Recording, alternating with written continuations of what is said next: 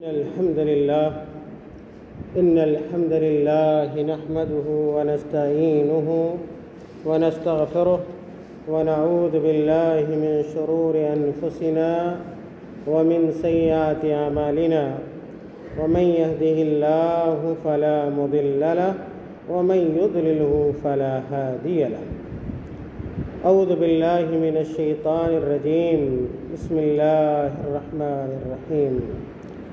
الف لام میم ذلك الكتاب لا ريب فيه هدى للمتقين الذين يؤمنون بالغيب ويقيمون الصلاة ومما رزقناهم ينفقون. محترم حاضرین، حاضرات، ناظرین اور ناظرات، آج کے درس میں انشاءاللہ بڑے اختصار کے ساتھ، جیسے کہ اس سے پہلے بیان کیا جا چکا ہے کہ تفصیل کا وقت نہیں ہے، ہونا تو یہ چاہیے کہ ہم اور آپ ایک ایک آیت کو غور سے پڑھیں، اس کو سمجھنے کی کوشش کریں اور اس کے اوپر عمل پیرا ہونے کی کوشش کریں. لیکن چونکہ وقت بہت تنگ ہے اور بہت محدود ہوتا ہے، اس لیے میں آپ کے سامنے سورۃ البقرہ کی اہم باتوں کو، یعنی وہ اہم باتیں جن باتوں کو اللہ رب العالمین نے اس سورت کے اندر، سورۃ البقرہ کے اندر، کل سورۃ الفاتحہ کے حوالے سے کچھ باتیں عرض کی گئی تھیں جو قرآن کریم کی سب سے پہلی سورت، اور آج جس سورت پر گفتگو کی جا رہی ہے وہ قرآن کریم کی دوسری سورت ہے، بلکہ یوں کہا جائے کہ قرآن کریم کی سب سے بڑی سورت ہے.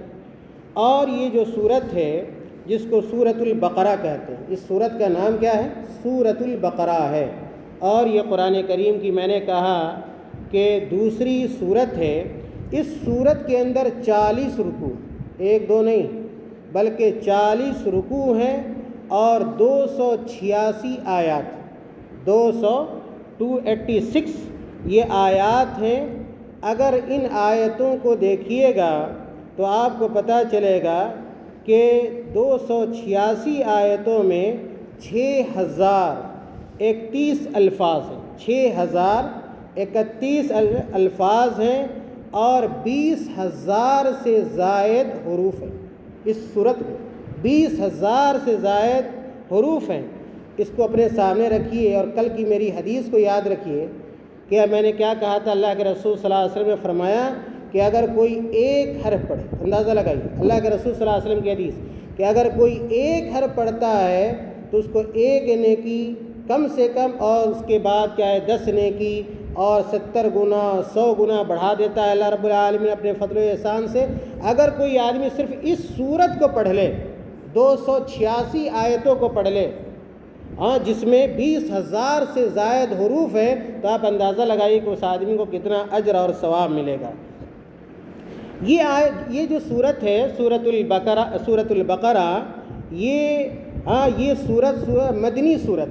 اگر صورتوں میں دیکھیے گا تو جو لوگ پڑھتے ہوں گے قرآن ان کو ملتا ہوگا کہ مکی صورت، مدنی صورت، دو طرح کی صورت ہوتی ہے، مکی صورت یا مدنی صورت. پھر سوال یہ آتا ہے، آپ کو سمجھنا چاہیے کہ مکی صورت کس کو کہتے ہیں، مدنی صورت کس کو کہتے ہیں. مکی صورتیں وہ ہیں جو ہجرت سے پہلے نازل ہوئی، وہ صورتیں جو آپ صلی اللہ علیہ وسلم کے مکہ سے مدینہ ہجرت کرنے سے قبل نازل ہوئی، ان صورتوں کو مکی صورتیں کہتے ہیں. اور ہجرت کے بعد، یعنی آپ صلی اللہ علیہ وسلم کے مکہ سے مدینہ چلے جانے کے بعد مدینے میں جو صورتیں نازل ہوئیں، یعنی ہجرت کے بعد، ان صورتوں کو میرے بھائیوں مدنی صورتیں یا مدنی صورت کہا جاتا ہے. اس صورت کے حوالے سے دیکھیے بڑی فضیلت ہے. یہ سورۃ البقرہ جو ہے اس کی بڑی فضیلت ہے.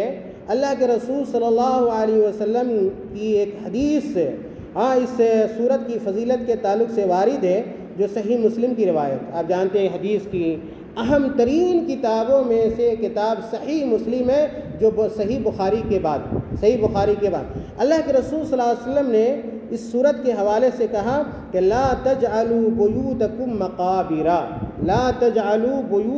مقابر ان الشیطان ينفر من البيت الذي تقرأ فيه سورة البقرہ۔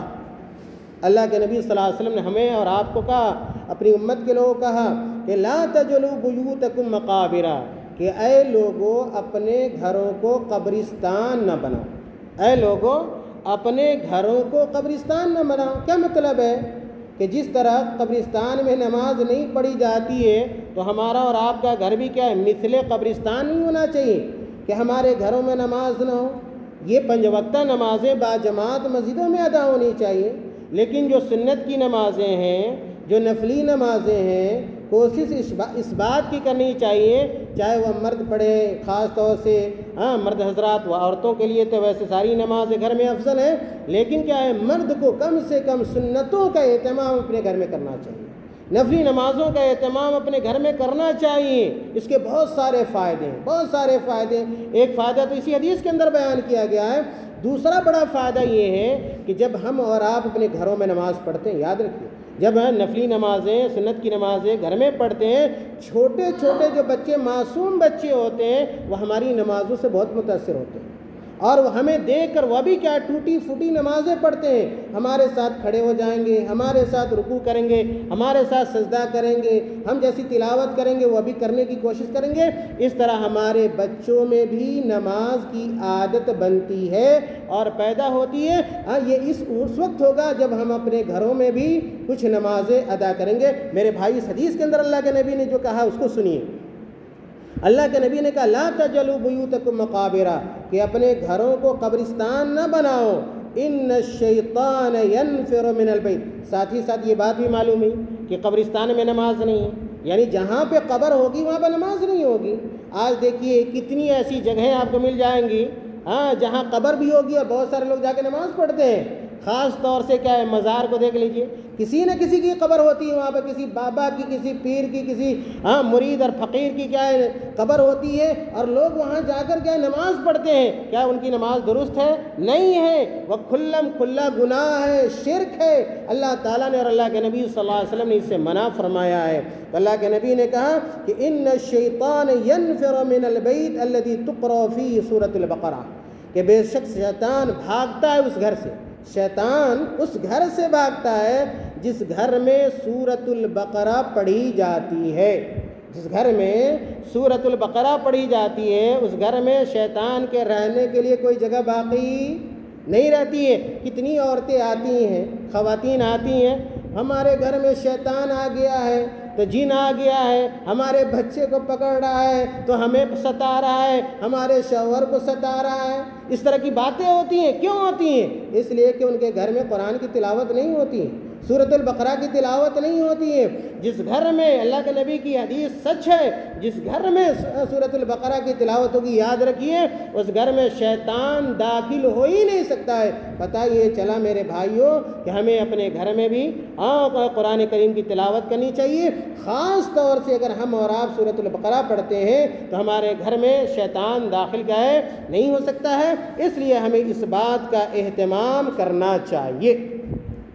اس سورت کے حوالے سے اگلا جو نقطہ آپ کو جاننا چاہیے، شروع میں نے کہا کہ سورت کا نام کیا ہے، سورۃ البقرہ ہے۔ کیا ہے؟ سورۃ البقرہ۔ بقرہ عربی زبان کا لفظ ہے جس کا معنی ہوتا ہے گائے، کاؤ کے معنی میں۔ بقرۃ، کاؤ کو کہتے ہیں، گائے کو کہتے ہیں۔ اور گائے والے کا واقعہ اللہ رب العالمین نے اسی سورت میں آگے بیان کیا ہے۔ پھر آخر اس سورت کو سورۃ البقرہ کیوں کہتے ہیں، اس کا نام کیوں رکھا گیا سورۃ البقرہ؟ میرے بھائیوں، مفسرین لکھتے ہیں کہ بنی اسرائیل میں ایک آدمی تھا، بنی اسرائیل میں ایک شخص تھا اور وہ لاولد تھا، اس کا بال بچہ نہیں تھا، اس کا صرف کیا ہے، اس کا وارث ایک بھتیجا تھا، اس کا وارث ایک بھتیجا تھا۔ تو ایک دن ایسا ہوا کہ مال کی لالچ میں، ترکہ کی لالچ میں، وراثت کی لالچ میں آ کر اس بھتیجے نے اپنے چچا کا قتل کر دیا۔ اس بھتیجے نے اپنے چچا کا قتل کر دیا اور اس کی لاش کو لے جا کر کسی اور کے دروازے پر ڈال دیا۔ اب جب صبح ہوئی تو لوگوں نے کہا بھائی اس کو کس نے قتل کیا، اس کو کس نے مارا، کس نے مرڈر کیا ہے؟ وہ اس کو تہمت لگا رہا ہے، وہ اس کو تہمت لگا رہا ہے، وہ اس کو تہمت لگا رہا ہے۔ یہاں تک کہ یہ بات کہاں پہنچ گئی؟ موسیٰ علیہ السلام کے پاس۔ موسیٰ علیہ الصلوۃ والسلام کے پاس پہنچی تو موسیٰ علیہ الصلوۃ والسلام نے کہا کہ ایک گائے ذبح کرو۔ موسیٰ علیہ الصلوۃ والسلام نبی تھے، رسول تھے، انہوں نے کہا کہ گائے ذبح کرو اور اس گائے کے ایک ٹکڑے کو لے کر، یعنی گوشت کے ایک ٹکڑے کو لے کر اس جو مقتول ہے، جس کو مارا گیا ہے، قتل کیا گیا ہے، اس کو مارو اور وہ اللہ رب العالمین کے حکم سے زندہ ہو جائے گا، اور جس نے اس کو قتل کیا ہے اس کے بارے میں کیا ہے وہ بتلائے گا۔ تو لوگوں نے ایسا ہی کیا۔ حالانکہ قرآن کریم جو آپ پڑھیے گا تو بنی اسرائیل نے بڑی کٹ حجتی کی کہ وہ گائے کیسا ہونا چاہیے، چرنے والا یا کھیت میں جوتنے والا ہونا چاہیے، نہیں ہونا چاہیے، کٹ حجتی کی۔ حالانکہ ہونا چاہیے کہ اللہ تعالیٰ نے کہا کہ گائے کو ذبح کرو، کوئی بھی گائے ذبح کر دیتے تو کیا ہے وہ کام ہو جاتا تھا، لیکن بنی اسرائیل کے اندر کیا ہے کٹ حجتی رہی ہے۔ میرے بھائیوں، خیر لوگوں نے موسیٰ علیہ الصلوۃ والسلام کے حکم پر عمل کیا، گائے ذبح کیا، اس کے گوشت اس مردے کو مارا اور وہ اللہ کے حکم سے زندہ ہو گیا۔ پھر اس نے بتایا کہ میرا قاتل کوئی اور نہیں ہے، میرا بھتیجا ہے، میرا قاتل کیا ہے، میرا بھتیجا ہے۔ اور پھر کیا ہے اس کے بعد اس کی موت ہو گئی۔ اس کے اندر بھی ایک زندہ مثال ہے۔ کس بات کی زندہ مثال ہے؟ بہت سارے لوگ کیا ہے یہ کہتے ہیں کہ جب اللہ تعالیٰ ہم کو مار دے گا، جسم سے روح نکل جائے گی، تو کیا اللہ تعالیٰ اس بات پر قادر ہے کہ پھر سے ہمیں زندہ کر دے؟ تو اس صورت کے اندر، اس واقعے کے اندر اس بات کی دلیل ہے کہ اللہ رب العالمین اس بات پر قادر ہے کہ مرنے کے بعد پھر ہم لوگوں کو کیا کرے گا؟ زندہ کرے گا اور ہم سے میرے بھائیوں حساب و کتاب لے گا۔ اسی طرح اس صورت کو جب آپ پڑھیے گا تو آپ کو پتہ چلے گا کہ اس صورت میں اللہ تعالیٰ نے شرک کی نفی کی۔ اس صورت میں اللہ تعالیٰ نے شرک کی نفی کی ہے، اس بات سے انکار کیا ہے کہ اللہ تعالیٰ کا اس کی عبادت میں کوئی شریک، یعنی اللہ رب العالمین کا اس کی عبادت میں کوئی شریک نہیں ہے۔ اللہ رب العالمین تنہا عبادت کا میرے بھائیوں مستحق ہے۔ اس صورت میں یہ بھی بتلایا گیا ہے کہ قرآن کریم اللہ رب العالمین کا نازل کردہ یہ پیغام ہے یا کہ یہ کتاب ہے۔ اللہ رب العالمین جیسے صورت میں نے پڑھی کہ ذالک الکتاب لا ریب فیہ ھدی للمتقین، اللہ رب العالمین نے اس صورت میں بیان کیا ہے کہ یہ قرآن ہم نے نازل کیا ہے، یہ قرآن ہم نے نازل کیا ہے، ہم نے اتارا ہے، اور اس قرآن کے اندر کیا ہے؟ ہمارے لیے رشد ہے، ہدایت ہے، رہنمائی ہے۔ لیکن یہ رہنمائی کس کو ملتی ہے؟ جو رہنمائی حاصل کرنا چاہتا ہے۔ جب آپ سیدھے راستے پہ چلنا چاہیے گا تو اللہ تعالیٰ آپ کو توفیق دے گا، لیکن آپ سیدھے راستے پہ نہیں چلنا چاہیے گا، جب آپ مسجد نہیں آنا چاہیے گا، کوئی زبردستی میرے بھائی نہیں لا سکتا ہے۔ جب آپ کوشش کیجئے گا تو اللہ تعالیٰ توفیق دے گا۔ اسی طرح یہ قرآن ہے، قرآن سے اگر ہم اور آپ رہنمائی حاصل کرنا چاہیں گے، اللہ تعالیٰ ہمیں کیا ہے ہماری رہنمائی فرما دے گا۔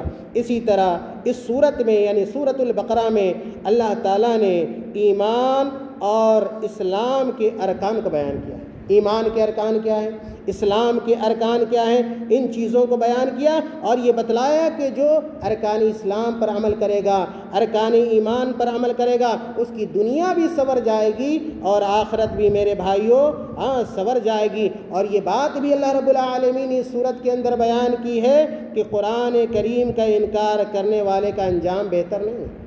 وہ لوگ جو قرآن کریم کا انکار کرتے ہیں، چاہے الفاظ کا انکار کریں یا اس پر عمل نہ کر کے انکار کریں، دو صورت ہو سکتی ہے میرے بھائیوں۔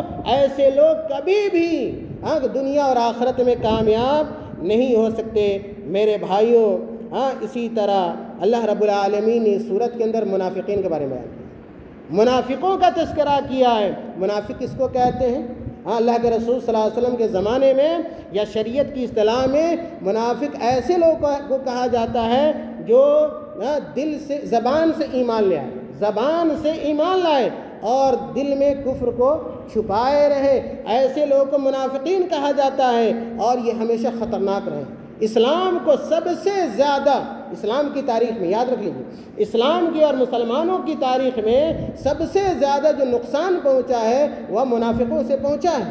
یہ آستین کے سانپ ہوا کرتے تھے، سامنے زبان سے کچھ کہتے تھے اور عملی طور پر کچھ کہتے تھے، جس بہت سارے جنگوں میں، اسلامی جنگوں میں، بہت سارے جنگوں میں ان منافقین سے اسلام اور مسلمانوں کو شدید کیا ہے نقصان پہنچا ہے، خطرہ لاحق ہوا ہے، میدان جنگ میں آ گئے اور وہاں سے بھاگ نکلے، وہاں سے بھاگ نکلے۔ میرے بھائیوں، تو اللہ تعالیٰ نے منافقین کا تذکرہ کر کے کہا کہ ایسے لوگوں سے بچنا چاہیے، ایسے لوگوں سے ہوشیار ہمیشہ رہنا چاہیے۔ یہ جھوٹے لوگ ہیں، مکار لوگ ہیں، فریبی لوگ ہیں یہ منافقین۔ حدیث پڑھیے گا تو منافقوں کی چند علامت میں آج بھی گاؤں سماج اور معاشرے میں بہت سارے ایسے منافقین آپ کو مل جائیں گے، زبان سے کچھ کہیں گے، آپ کے سامنے ہے تو کچھ کہیں گے، آپ کے پیٹھ کے پیچھے چلے گئے تو کچھ اور بات کہیں گے، آپ کے سامنے آپ جیسی بات، دوسرے کے سامنے دوسرے جیسی بات، لڑانے بھڑانے فتنہ فساد پیدا کرنے والے لوگ آج بھی میرے بھائیوں موجود ہیں۔ اور میں نے کہا ہر سماج کو، ہر معاشرے کو ایسے لوگوں سے نقصان پہنچتا ہے۔ ایک حدیث سناؤں میں، اللہ کے نبی صلی اللہ علیہ وسلم نے کہا آیت المنافق ثلاث، آیت المنافق ثلاث، کہ منافق کی تین بڑی علامتیں، بہت ساری علامتیں ہو سکتی، پہچان، تین بڑی علامتیں ہیں۔ کون سی علامت ہے بھائی منافق کی؟ اللہ کے نبی صلی اللہ علیہ وسلم نے کہا اذا حدث کذب، اذا حدث کذب، منافق آدمی جب بولتا ہے نا، جب گفتگو کرے گا تو جھوٹی بات کہے گا، جھوٹ بولے گا۔ وَإِذَا وَعَدَ أَخْلَفَ، وَإِذَا وَعَدَ أَخْلَفَ، جب کیا وعدہ کرے گا آپ سے، کوئی وقت لے گا تو وعدہ خلافی کرے گا، وعدہ کبھی پورا نہیں کرتا، یہ منافق کی علامت ہے۔ تیسری علامت اللہ کے نبی نے کہا کہ وَإِذَا خَاصَمَ فَجَرَ، وَإِذَا خَاصَمَ فَجَرَ، کہ جب کیا ہے کبھی لڑائی جھگڑا ہوگا تو منافق آدمی کیا کرے گا؟ گالی گلوچ کرے گا، بہت جلدی اول فول گالی گلوچ شروع کر دے گا۔ میرے بھائیوں، یہ منافقین کا تذکرہ بھی آپ کو اس صورت کے اندر مل جائے گا۔ اسی طرح اس صورت میں اللہ تعالیٰ نے توحید کے دلائل بیان کیے، اپنی وحدانیت کے دلائل بیان کیے ہیں کہ یہ زمین، یہ آسمان، یہ ساری چیزیں، یہ سورج، یہ کواکب، یہ تارے، یہ ساری چیزیں اس بات کی گواہی دیتی ہیں کہ اللہ رب العالمین ان چیزوں کا پیدا کرنے والا ہے، اور وہی کیا ہے خالص عبادت کے لائق ہے میرے بھائیوں۔ اور ان دلائل کو پیش کر کے اللہ رب العالمین نے ہمیں اور آپ کو اپنی عبادت کی، یعنی اللہ تعالیٰ نے اپنی عبادت کی ہمیں دعوت دی ہے۔ اسی طرح اس صورت میں اللہ تعالیٰ نے کیا ہے یہ چیلنج کیا۔ کیا چیلنج کیا اللہ تعالیٰ نے؟ کیا چیلنج کیا ہے کہ جو لوگ قرآن پر شک کرتے ہیں، جو لوگ قرآن پر شک بہت سارے لوگ، جب قرآن کا نازل ہوا اور قرآن عربی زبان میں تھا، اور یہ قرآن پورا کا پورا معجزہ ہے، چیلنج تھا کہ وہ لوگ جو عرب کے اندر رہتے تھے وہ عربی زبان کے بڑے ماہر لوگ تھے۔ کہا اللہ تعالیٰ نے کہ اگر تم یہ کہتے ہو کہ یہ قرآن اللہ کا نازل کیا ہوا نہیں ہے تو اس طرح کی کوئی ایک صورت پیش کرو، 10 آیتیں پیش کرو۔ لیکن آج تک جب وہ لوگ پیش نہیں کر سکے، اس چیلنج کو قبول نہیں کر سکے، تو ہم اور آپ یا دوسرے لوگ بدرجہ اولا میرے بھائیوں چیلنج قبول نہیں کر سکتے۔ پتہ یہ چلا چیلنج دینے کا مطلب کیا ہے کہ یہ قرآن اللہ کی کتاب ہے، یہ قرآن اللہ کا کلام ہے، اور کسی انسان کا بنایا ہوا اور گڑھا ہوا میرے بھائیوں کلام کیا ہے نہیں ہے۔ اسی طرح سورۃ البقرہ کے چوتھے رکوع میں اللہ تعالیٰ نے آدم علیہ السلام کے مقام اور مرتبے کو بیان کیا۔ آدم علیہ السلام جو سب سے پہلے نبی ہیں، اور ابو البشر کہے جاتے ہیں، تمام انسانوں کے باپ آدم علیہ السلام، ان کا تذکرہ ہے اس صورت کے اندر، ان کے اعلیٰ مقام و مرتبے کو بیان کیا۔ اسی طرح کیسے شیطان نے آدم علیہ السلام کو گمراہ کیا، درخت کا پھل کھانے پر آمادہ کیا، اور پھر کیسے اللہ تعالیٰ نے زمین میں ان کو اتارا اور کہا کہ زمین میں جا رہے ہو، زمین میں اللہ تعالیٰ کے حکم کی تعمیل کرو گے، اللہ تعالیٰ کے اوامر کی بجاوری کرو گے، اور منہیات سے یعنی جن چیزوں سے منع کر دیا ہے اگر رک جاؤ گے تو پھر وہی عزت تمہیں مل جائے گی جو عزت کیا ہے زمین پر اتارنے سے پہلے کیا ہے ملی تھی۔ میرے بھائیوں، اسی طرح اس صورت کے اندر اللہ رب العالمین نے بنی اسرائیل کا بڑا تفصیل سے تذکرہ کیا۔ بنی اسرائیل، یہ یعقوب علیہ السلام کی اولاد کو بنی اسرائیل کہا جاتا۔ بنی اسرائیل کا معنی کیا ہوتا ہے؟ جب دیکھیے گا تو پتہ چلے گا کہ جو معنی عبداللہ کا ہے، جو معنی عبداللہ یعنی اللہ کا بندہ ہے، وہی معنی کیا بنی اسرائیل کا ہے، عبرانی لفظ ہے۔ تو بنی اسرائیل کا تذکرہ کیا کہ اللہ تعالیٰ نے انہیں عزت دی، اللہ تعالیٰ نے مقام دیا، مرتبہ دیا، بہت ساری نعمتیں عطا کی، لیکن وہی بنی اسرائیل جب اللہ تعالیٰ کے حکم کی مخالفت کی تو اللہ تعالیٰ نے انہیں ذلیل بھی کیا۔ رسوا بھی کیا، اور اللہ تعالیٰ کا غیظ و غضب بھی کیا ان کے اوپر بھی آئے میرے بھائیوں نازل فرمائے۔ پتہ یہ چلا کیوں یہ ساری باتیں اللہ تعالیٰ نے بتلائی ہیں؟ تاکہ ہمارا عمل یہودیوں کی طرح نہ ہو، ہمارا عمل بنی اسرائیل کی طرح نہ ہو کہ جس طرح اللہ تعالیٰ نے نعمت دی، نعمت کی ناشکری کی، تو ہم ایسا کام نہ کریں۔ اگر اللہ تعالیٰ نے ہمیں نعمت دی ہے تو ہم نعمت کی شکر گزاری کریں، نہ کہ نعمت کی ہم کیا ہے کفران نعمت کریں یا ہے کہ ناشکری کریں۔ میرے بھائیوں تو بنی اسرائیل کا تذکرہ بہت تفصیل کے ساتھ اس صورت کے اندر موجود ہے۔ اسی طرح میرے بھائی 2-3 باتیں اور 2-3 منٹ میں اور لوں گا آپ لوگوں کا۔ اللہ رب العالمین نے اس صورت میں میرے بھائیوں سود کی حرمت کو بیان کیا، سود کی حرمت کو۔ آج کتنے ایسے لوگ ہیں جو سودی کاروبار کرتے ہیں۔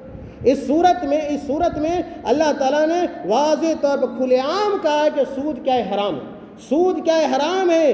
سود بربادی کا راستہ ہے، سود اسی طرح برائی کا راستہ ہے۔ اور اگر آپ مدد کرنا چاہتے گاؤں اور سماج کے دبے کچلے لوگوں کا میرے بھائیوں، تو اس کا بہترین ذریعہ صدقہ اور خیرات ہے، صدقہ اور خیرات ہے۔ اسی لیے اللہ رب العالمین نے کہا کہ اللہ تعالیٰ سود کو مٹاتا ہے، سود کو مٹاتا ہے اور صدقات کو کیا کرتا ہے، صدقہ اور خیرات کو بڑھاتا ہے۔ وَيُرْبِي الصَّدَقَاتِ، صدقہ اور خیرات کو کیا کرتا ہے، بڑھاتا ہے۔ اور جو سود رہے گا پتہ چلے گا یہ بہت سودی بڑا کاروبار کرتا تھا، ایسی بیماری میں وہ لگ جائے گا، ایسی بیماری میں پڑ جائے گا، یا ایسی آفت اس کے اوپر آ پڑے گی تو لاکھوں کروڑوں اس کا تہوبالہ ہو جاتا ہے، ختم ہو جاتا ہے میرے بھائیوں۔ اس لیے سودی کاروبار نہیں کرنا چاہیے، بلکہ صدقہ اور خیرات تجارت کرنا چاہیے، تجارت کرنا چاہیے، اس لیے کہ تجارت کو اللہ تعالیٰ کیا ہے، بڑھاتا ہے۔ اسی طرح اللہ تعالیٰ نے صورت میں یہ بھی حکم دیا ہے کہ اگر کوئی لین دین کرو، یاد رکھو آیت الدین جس کو کہا جاتا ہے، اگر کوئی لین دین کرو، کبھی بھی کسی چھوٹا معاملہ کرو، بڑا معاملہ کرو، اپنا ہو پرایا ہو، آج لوگ کیا ہے لکھنے کو عیب سمجھتے ہیں یہ ہمارے شان ہے، 5,000 روپیہ دے رہا ہے، ہم سے لکھوا رہا ہے۔ نہیں بھائی، یہ اس کا مقصد نہیں ہوتا ہے، یہ معاملہ صاف رکھنے کے لیے۔ اسی لیے قرآن کی سب سے بڑی آیت، صورت نہیں، قرآن کی سب سے بڑی آیت جو ہے جس کو آیت الدین کہتے ہیں، وہ قرض کو لکھنے کے حوالے سے۔ تو اللہ رب العالمین نے یہ بھی بیان کیا اس صورت میں کہ جب کوئی معاملہ کرو کسی سے، دوسرے آدمی سے، تو اس کو تحریری شکل دے دو، اس کو ریٹن میں لے آؤ، لکھ لو، تاکہ آپس کے تعلقات خراب نہ ہو۔ عام طور پہ دیکھیے گا قرض کی وجہ سے، لین دین کی وجہ سے آپس کے تعلقات خراب ہو جاتے ہیں۔ کیوں؟ اس لیے کہ آپ نے قرآن کے حکم کو نہیں مانا، ایسی زبانی کیا ہے معاملہ کرتے ہیں، زبانی قرض لیتے ہیں دیتے ہیں میرے بھائیوں، تو یہ طریقہ کیا ہے، غلط ہے۔ اخیر میں آخری نقطہ، اخیر میں اس صورت کے اخیر میں اللہ تعالیٰ نے ایک دعا سکھلائی ہے، ایک دعا سکھائی ہے، اور اس دعا کا ہمیں اہتمام کرنا چاہیے اور اللہ تعالیٰ سے ہمیں بھی وہ دعا کرنی چاہیے کہ اے مولا کریم، ہمارے عمل میں دانستہ و غیر دانستہ طور پر جو کوتاہی سرزد ہو تو اسے تو معاف کر دے اور صرف نظر فرما دے۔ اگر جانے میں انجانے میں اگر ہم سے کوئی کمی ہو گئی ہو تو ہمیں دعا کرنی چاہیے کہ اے اللہ تعالیٰ ہماری کمی کو، ہماری کوتاہی کو، ہماری نادانی کو اے اللہ تعالیٰ تو معاف فرما دے، اس کو صرف نظر فرما دے۔ اے اللہ کافروں پہ تو ہمیں غلبہ نعت فرما، کافروں پہ ہمیں تو غالب کر دے۔ اور میرے بھائیوں اس کے علاوہ بھی بہت سارے اہم موضوعات، اہم ٹاپکس اور اہم نکات اس صورت کے اندر بیان کیے گئے ہیں۔ اللہ تعالیٰ ہم تمام لوگوں کو قرآن پڑھنے، قرآن سننے، قرآن سمجھنے اور قرآن پر عمل کرنے کی توفیق عطا فرما دے۔ اللہ تعالیٰ ہمارے بیٹھنے کو قبول فرما لے، اللہ تعالیٰ ہمارے سننے کو قبول فرما لے، ان چیزوں کو اللہ تعالیٰ ہمارے لیے توشہ آخرت بنا لے۔ آمین۔ وآخر دعوانا الحمد للہ رب العالمین، والسلام علیکم ورحمۃ اللہ وبرکاتہ۔